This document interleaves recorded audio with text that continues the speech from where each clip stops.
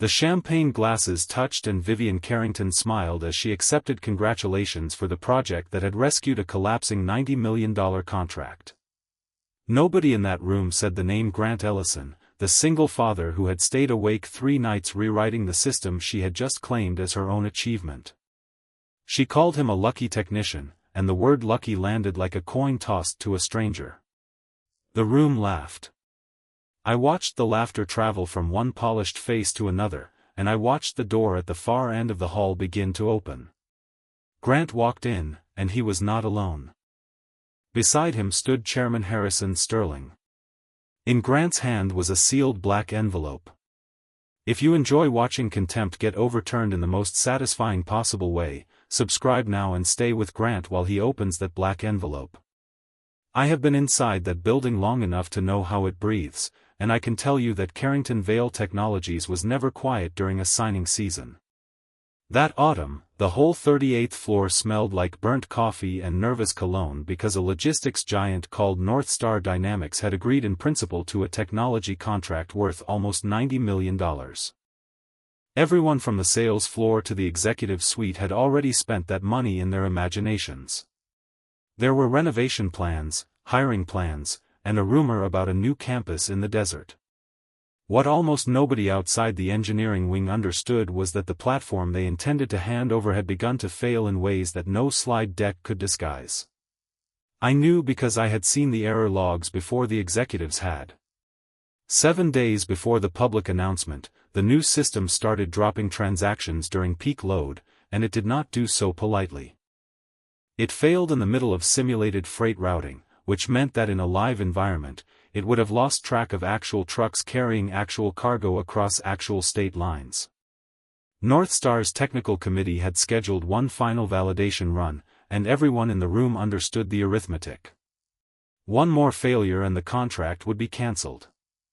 The stock would slide and the desert campus would go back to being sand. That was the week they finally remembered Grant Ellison. Someone in the crisis group said his name the way a drowning man says the name of a rope.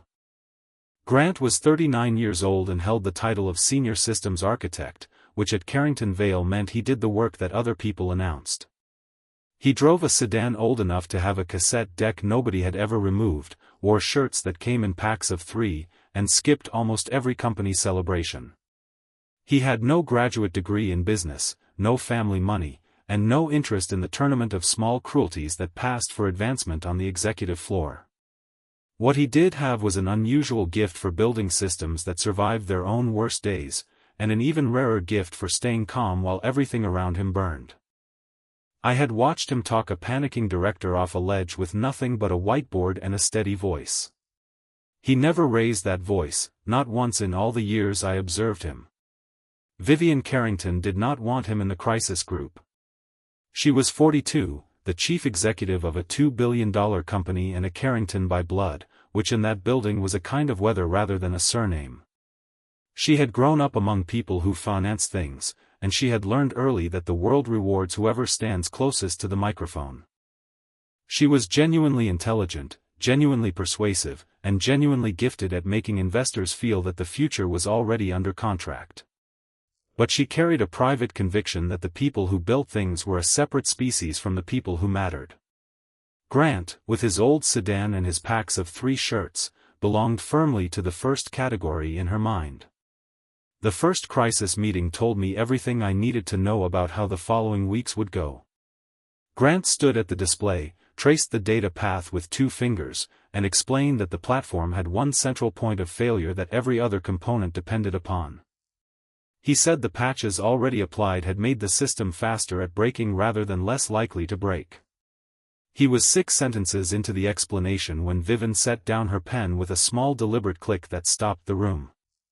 She told him that the company needed a solution and not a technical lecture, and she said it with a smile that invited others to agree. 2 vice presidents laughed on cue because that is what vice presidents are for. Grant nodded once, said he understood, and sat down. After the meeting, she made one more decision, and it was the decision that eventually cost her everything. She instructed that Grant would report through the project vice president rather than appear in front of the client, and she framed it as a matter of message discipline. The instruction was clear to anyone fluent in the dialect of that floor. Grant was permitted to work. Grant was not permitted to become the face of success. I watched him receive that news in the corridor, and what struck me was not anger, but recognition, the flat expression of a man who had heard this song before in 3 previous companies. He did not fight it, and I want to be precise about why. Grant needed steady employment, steady insurance, and a schedule he could bend around a 9-year-old daughter who still asked him to check the closet before bed. His wife had died 3 years earlier, and after that, the shape of his ambition had changed permanently. He turned down the company dinner that Thursday because he had promised to call home before the night shift began, and I heard him on the phone in the stairwell asking about a spelling test and a lost blue hair ribbon. Then he hung up, rolled his sleeves, and went back to the machine room. That was the entire extent of his complaint, and I have never seen a quieter form of dignity. What Grant found in the code that night was not a bug in any ordinary sense, and he knew within 2 hours that no reasonable number of patches would save it. The recovery layer had been designed around an assumption that never held in freight logistics, namely that failures arrive one at a time. Under real load, the failures arrived in clusters, each one triggering the next, until the whole structure folded inward like a bad tent. He wrote 4 pages by hand explaining this, then walked into the project vice president's office at 11 at night and proposed replacing the core outright. Replacing a core 6 days before a client validation run is the sort of proposal that gets people escorted from buildings. He proposed it anyway because the alternative was pretending. His proposal had a spine and the spine had a name. Years before he ever heard of Carrington Vale, Grant had built an adaptive recovery framework in his own hours. On his own hardware, for reasons that began as curiosity and became obsession, it was designed for exactly the failure pattern he was now watching. A system that assumed collapse was normal and made recovery the default state rather than the emergency. Internally, he called it the Ellison Adaptive Recovery Framework, and the name was not vanity but bookkeeping. When he had signed his employment agreement, the legal department had reviewed that framework and confirmed in writing that it was pre-existing intellectual property belonging to Grant Ellison personally. The company received a license for internal use and nothing more. I want to sit on that detail for a moment because everything that happened later grew from it like a tree from a seed nobody bothered to look at. A license for internal use meant Carrington Vale could run the framework inside its own walls on its own projects for its own purposes. It did not mean the company could claim ownership, rename it, sell it, substance it to a client, or fold it into a commercial product. Doing any of those things required a separate licensing addendum signed by Grant. The paperwork had been filed 4 years earlier and had not been touched since, which is precisely why nobody remembered it existed. Nobody except the man who had signed it. Grant told Vivienne about the constraint before he wrote a single line. He caught her walking between the elevator and her office, matched her pace, and explained in under a minute that the framework carried ownership conditions and that legal would need to prepare an addendum before anything built on it went to a client. He offered to send her the file reference. She did not slow down. She told him to save the system first and that the lawyers would handle the paperwork afterward. And she said it in the tone people use for a fire alarm during a wedding. Grant said the sentence one more time more slowly and she was already through her door. So he saved the system. There was no lightning bolt of genius, no montage, no moment where the screens turned green while music swelled. And I mention that because the truth of those 3 nights was better than the fantasy.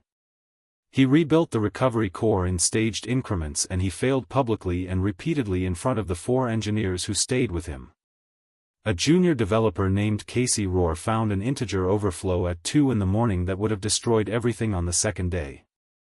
A database specialist named Dana Whitlock rewrote the replication logic twice because Grant admitted his first design had been wrong. He said the words, "I was wrong" out loud, in front of his team, which is the rarest sentence on any executive floor in America.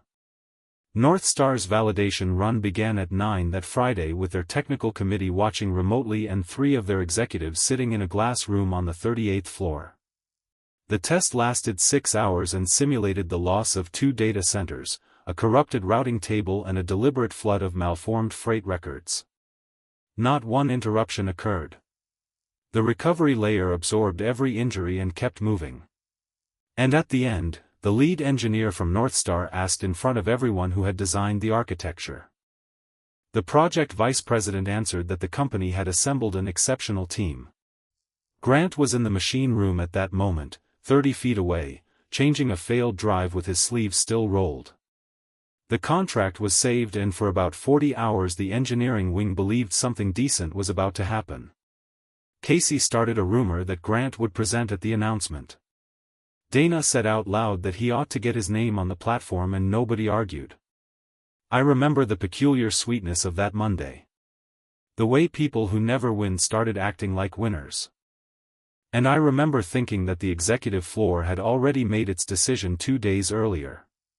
Vivienne had spent the weekend with a communications consultant and a deck. She had plans that had nothing to do with a man in a threak shirt. Grant saw the deck on Wednesday afternoon, 2 days before the board and client announcement, because a scheduling assistant sent the wrong attachment to the wrong distribution list. He opened it expecting a diagram to review. On slide 9, he found the architecture he had built, rendered in the corporate blue with a name that was not its name. The Ellison Adaptive Recovery Framework had become the Carrington Resilience Architecture. He scrolled down to the credit line at the bottom of the slide, and I watched his face do almost nothing at all, which by then I understood was how he processed serious injury.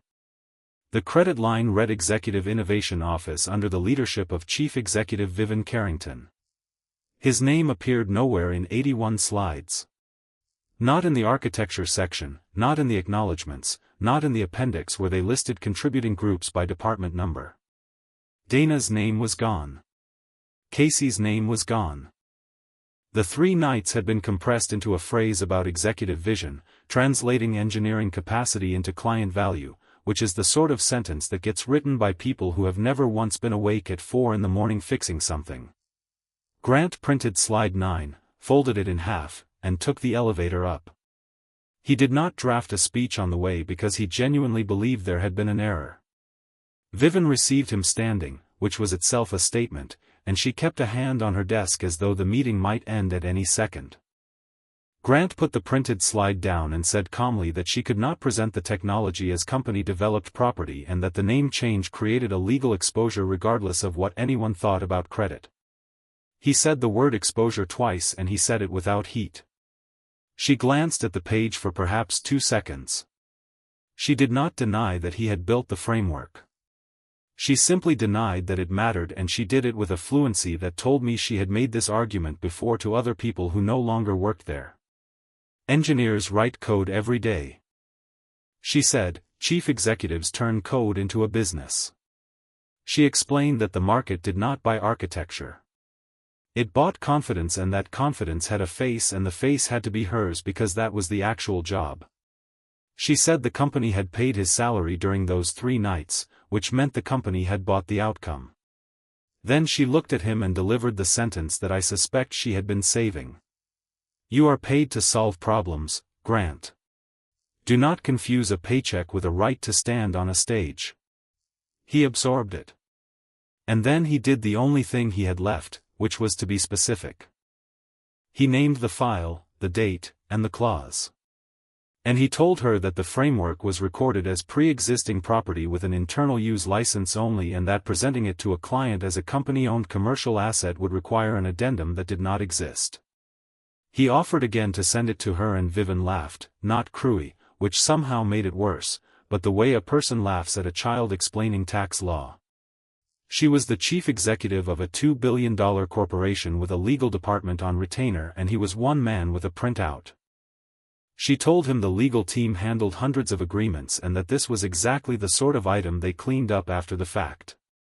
She told him that his instinct to protect his work was admirable but small, and that people who thought in clauses never ended up in rooms where decisions were made. Then she walked him to the door with a hand that did not quite touch his shoulder.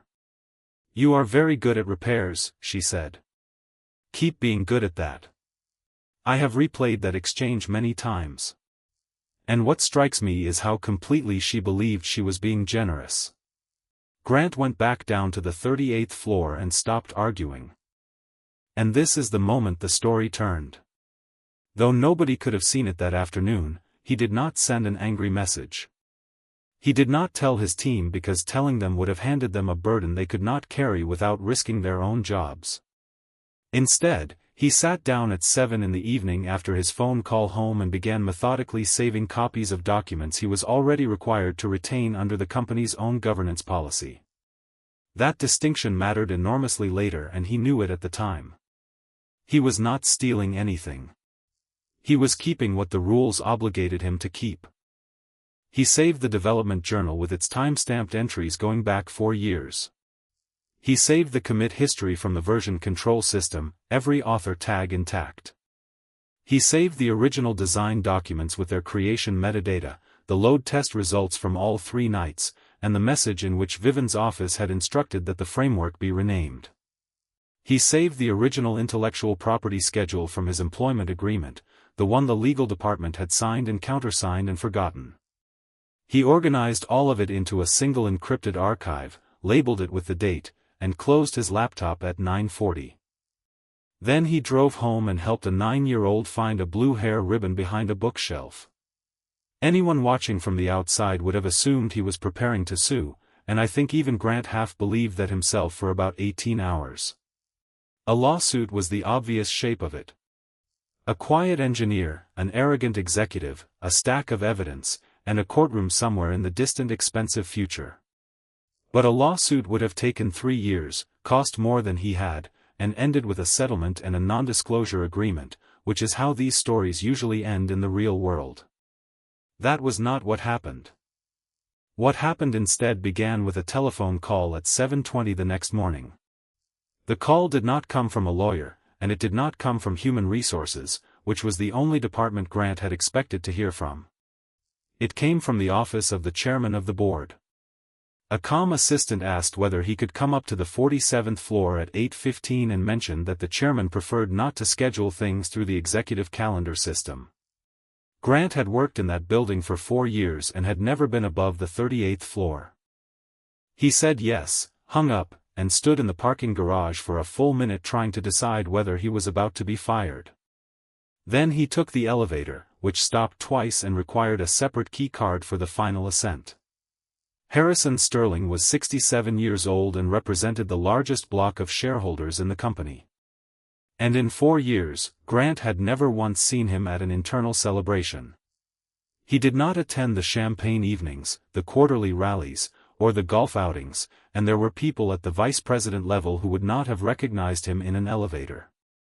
His office was smaller than Vivienne's and contained almost nothing personal, which I always found more intimidating than any display of wealth could have been. He shook Grant's hand, offered him coffee, and asked him to sit before he said anything of substance. Then he said that a member of the board had noticed something and that he wanted to hear it described by someone who understood the technology. The something was ordinary and fatal. A board member reviewing the pre-announcement materials had cross-referenced the architecture description against the corporate intellectual property register as she did routinely before any client F-facing commitment, and the entries did not match. The register listed a licensed external framework with an individual owner. The deck listed a wholly owned company asset. Those two statements could not both be true, and one of them was going to be repeated in front of a client that had just committed $90 million. Harrison had not drawn a conclusion. He had simply developed a strong professional interest in the discrepancy. He also told Grant something that Grant had not known, and it changed the scale of everything. This was not the first complaint that had reached the chairman's office about how credit was allocated under the current chief executive. There had been 3 others across 2 years. All of them from people who had since resigned, and all of them ultimately unprovable because the departing employees had traded away their evidence for severance and silence. Harrison said the word unprovable with a flatness that told me he had been waiting a long time for something that was not. He did not defend Vivienne, but he did not condemn her either. He said the board acted on documents, not on impressions. Then he asked the question that I believe he asked every person who ever came to him with a grievance. Do you want money? Do you want a title? Or do you want her fired? He asked it without warmth as a genuine sorting mechanism because the answer to that question predicts almost everything about how a person will behave under pressure.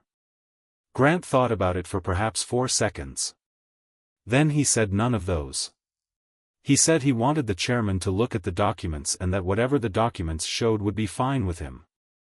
I watched Harrison Sterling reassess a man in real time, which is not a thing one often sees. He asked what Grant had. Grant described the archive precisely, including the fact that every item in it was material he was required to retain under company policy and that he had accessed nothing he was not authorized to access. Harrison asked whether he had shown it to anyone. Grant said no, not even his own team, and explained why. And that explanation was probably worth more than the archive itself. 10 minutes later, the chairman placed a call and engaged an independent technology audit firm, one with no prior relationship to the company under a direct board mandate. The audit ran for 6 days quietly with Grant providing read access to repositories, logs, and the license register and with no involvement from anyone in the executive office. I have read the report.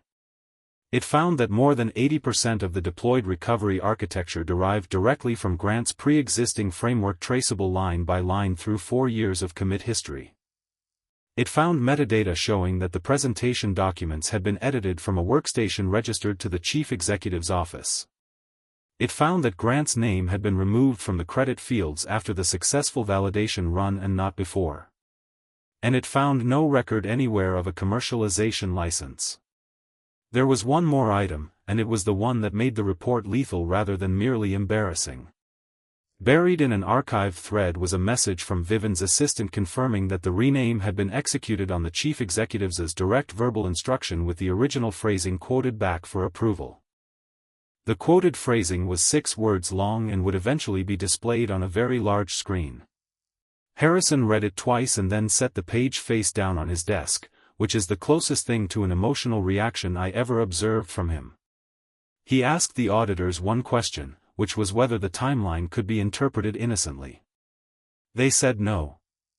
Then Harrison did the thing that Grant did not expect and initially resisted. He instructed Grant to say nothing, to change nothing, and above all not to confront Vivienne again before the announcement. Let her present it, he said. Grant objected because the client would be in the room and a false ownership claim made to a client was worse than one made internally. Harrison acknowledged that and then explained the distinction with the patience of a man who had sat on boards for 30 years. If Vivienne corrected the materials before the presentation, this became an administrative error, a naming mistake, a paperwork lapse handled by a memo, and a training module. But if she knew the truth and still stood in front of the board, the shareholders, and the client, and claimed the technology as her own creation and her company's property, then it was no longer a dispute about credit. It became a deliberate material misrepresentation to the parties the board exists to protect and that has a completely different set of consequences. Harrison said he would give her every opportunity to be honest. Grant asked what happened if she took it. Harrison said then nothing happens and you and I will have wasted a week and that would be an acceptable outcome. I believe he meant it, which is the only reason the trap was fair. So the corporate ethics review became an open door and Vivienne walked through it under her own power at speed smiling. She spent that week doing exactly what she had always done successfully. She rehearsed. She approved the final version of Slide 9 personally at 4 in the afternoon on Thursday with the credit line unchanged. 2 people who saw her that week described her as being in the best mood of the year.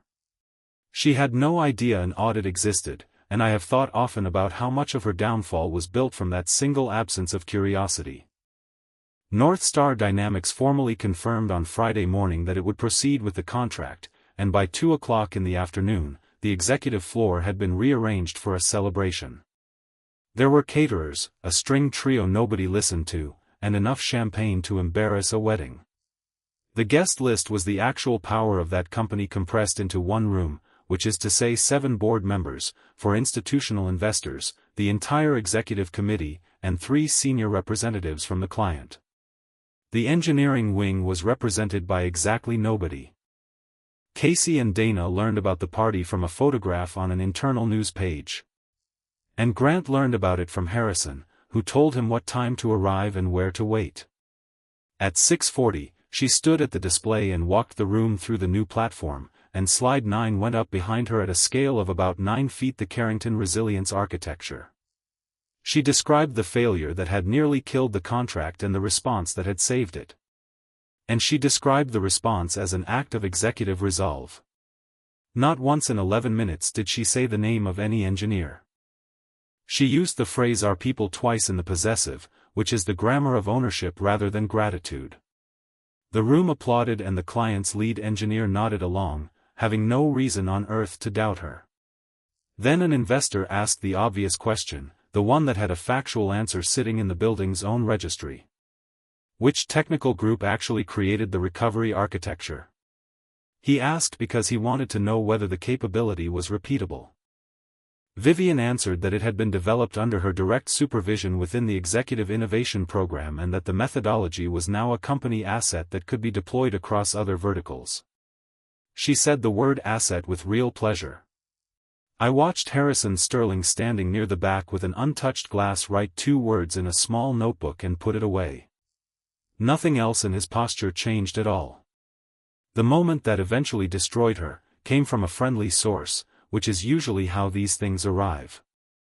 A department director named Paul Marchetti, who had walked past the machine room at midnight 3 times that week, raised his glass slightly and asked, "What about Ellison?" He asked it warmly. He was trying to be decent, and he assumed the omission was an oversight in an 11-minute talk. Vivienne smiled and there was a pause of maybe half a second in which the entire future of that company hung. Then she said it. "Grant is very useful when the machines stop working." That was the sentence. A few people laughed, not maliciously, just the reflexive laugh that follows any confident joke told by whoever holds the room. Paul Marchetti did not laugh and I saw his face change and I saw him look down at his drink. Vivienne, buoyed by the response, added the second half, and the second half was worse. But repairing and creating are 2 different things. I have replayed those 2 sentences more times than any other moment in this story because they were entirely unnecessary. She had already won. The contract was signed. The credit was hers. The room was hers. And one gracious sentence about a talented engineer would have cost her nothing and protected her completely. Instead, she chose contempt in front of 7 board members and the largest shareholder in the company 40 minutes after the audit report had been distributed to the board's governance committee. She raised her glass to a chorus of congratulations for saving the North Star deal. She had just stolen a man's work in front of every person with the power to punish her for it, and she genuinely believed she had won. Then the doors at the north end of the hall opened, and the room went quiet in stages, the way a crowd does when the reason for silence has to travel from the front to the back. Grant walked in wearing a suit that had cost $300 in a year, when $300 still bought a suit. There was no team of attorneys, no security detail, no theatrical pause in the doorway. He looked exactly like what he was, a tired engineer at the end of a long month. And that ordinariness was somehow the most alarming thing about him. In his right hand, he carried a black envelope sealed. Beside him walked Harrison Sterling, and that was the detail that changed the temperature of the room by 10 degrees. Half the people present had never seen the chairman at an internal event, and the other half understood immediately that his presence at a champagne reception was not a social gesture. Vivienne's smile did not vanish so much as stop being maintained. She set her glass down on the nearest surface, and the small sound of it carried. Harrison did not sit and did not accept a drink. He asked the technician at the console to leave slide 9 on the screen exactly as it was. 9 foot tall behind her. The words held their position. Carrington Resilience Architecture developed under Chief Executive Vivienne Carrington. She recovered faster than most people would have, and she went for control the only way she knew, which was to make Grant small in front of an audience. "If that is a resignation letter," she said, looking at the envelope. "Human Resources is 2 floors down." It was a good line delivered well, and under any other circumstance, it would have landed. Nobody laughed, and the absence of that laughter was the first true information Vivienne received all evening. Grant walked to the long table at the center of the room and set the envelope down without opening it. He said nothing at all, which I thought was the single most effective decision he made that night. Harrison turned to Vivienne and asked in a voice pitched for the whole room rather than for her whether she had just told the board that she was responsible for developing this technology. She said yes. He asked whether Carrington Vale owned it. She said yes. And she said it with an edge because she had begun to sense the shape of the floor giving way beneath a specific word. Harrison looked at Grant and said, "Now you can open it." The seal tore with a sound that everyone in that room heard. Inside were 4 documents, and Grant took out the first one, which was the independent audit report bearing the seal of a firm that had no contract with the company and no reason to be kind to anyone. He handed a copy to the nearest board member and then walked to the console and connected a drive. The system logs replaced slide 9 on the 9FFT screen, and they were not beautiful and not persuasive and not rhetorical. They were a list. Every version, every date, every author, scrolling in plain characters at a readable speed. The name that appeared most often by a margin that made the point without commentary, was Grant Ellison. The commit history went back 4 years and 1 month, which was 3 weeks before he had ever interviewed at Carrington Vale. Dana Whitlock's name appeared 411 times. Casey Rohr's appeared 206. The name Vivienne Carrington appeared exactly once in a metadata field on a document edited 9 days earlier on the line where an author credit had been changed. Somebody near the window said a word that I will not repeat quietly and then the room was silent again. Vivienne changed tactics in under 5 seconds and I will grant her this. The pivot was professionally executed. She said that engineers are employed by the company, that work performed during employment belongs to the company, and that this was standard in every technology firm in the country. She said it firmly enough that 2 of the investors visibly relaxed.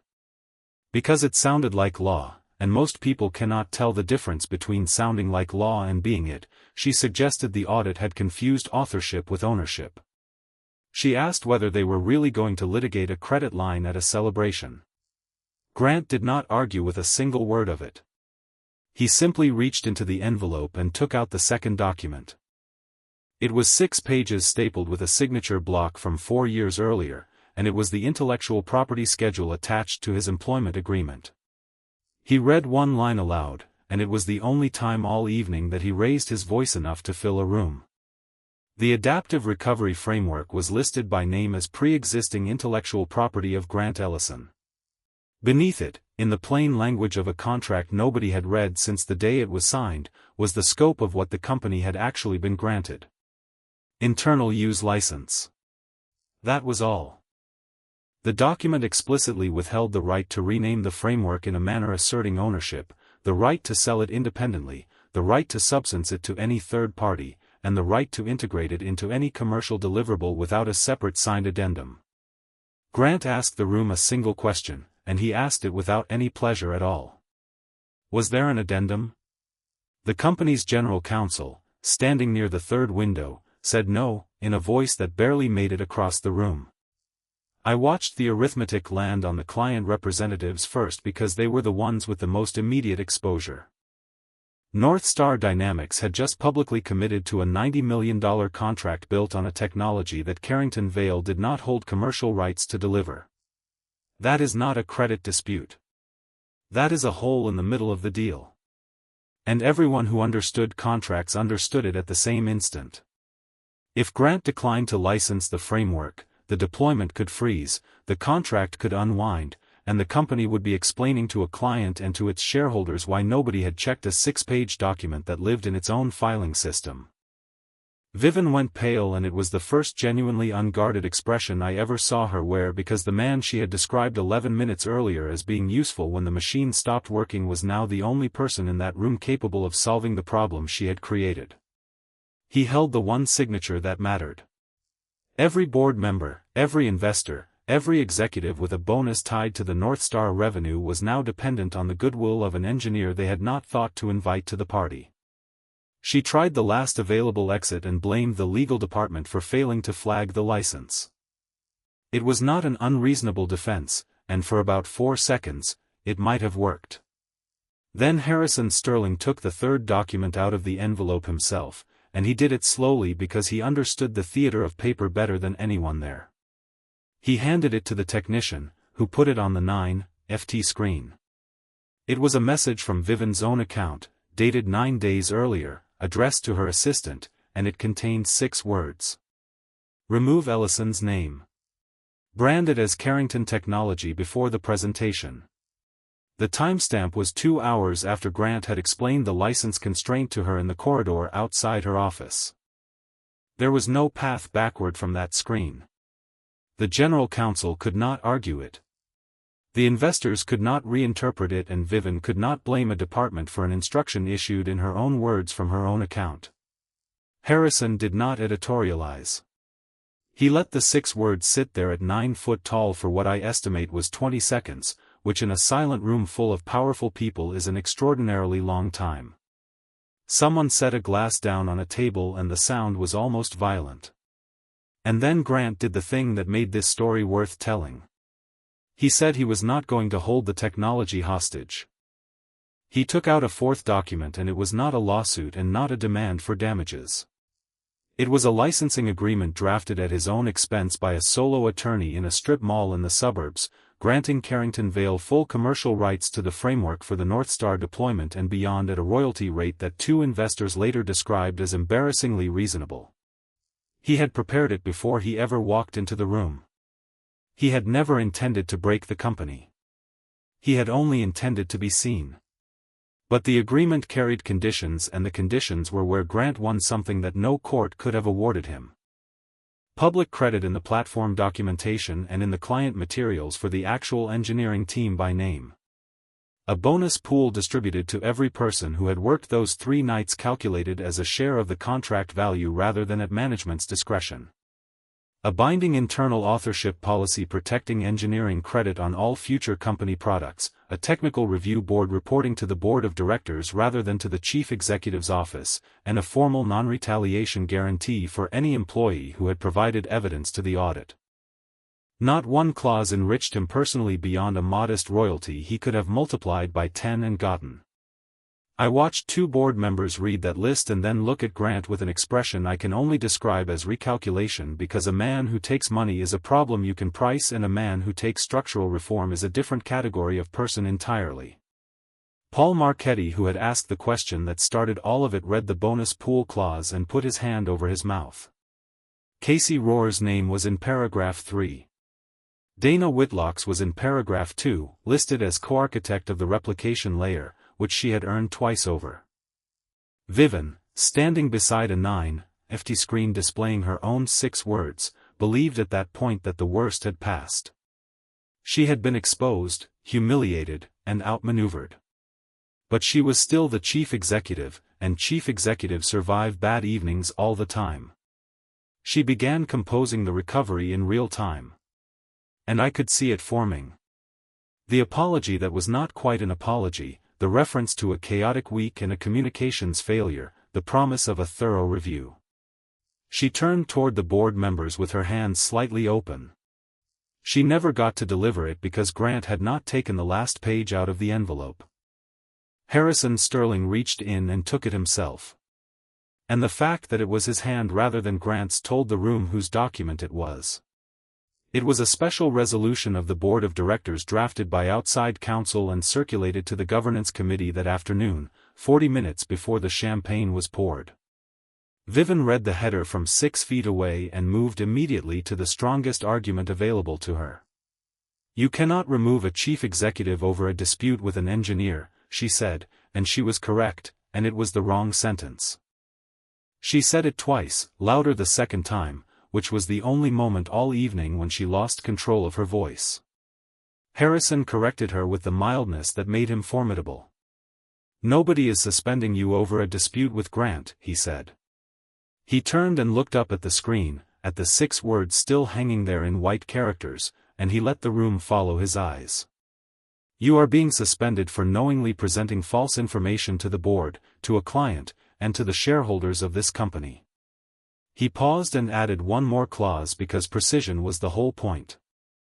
9 days after being informed in writing that the information was false, she was suspended from executive authority effective immediately, pending an independent investigation.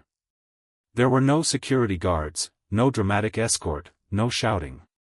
Harrison asked her to surrender her building credentials to the general counsel at her convenience that evening and to route all correspondence through the board secretary.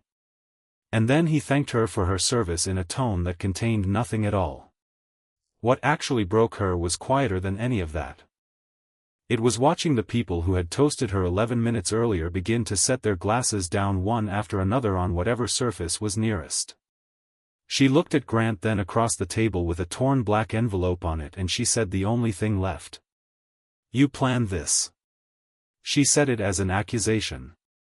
And underneath the accusation, there was something almost like relief, because if he had schemed, then she had been defeated by a schemer rather than by her own contempt. Grant shook his head once. His answer was 11 words long, and I have never forgotten a syllable of it. "No, I just kept the things you assumed nobody would ever check."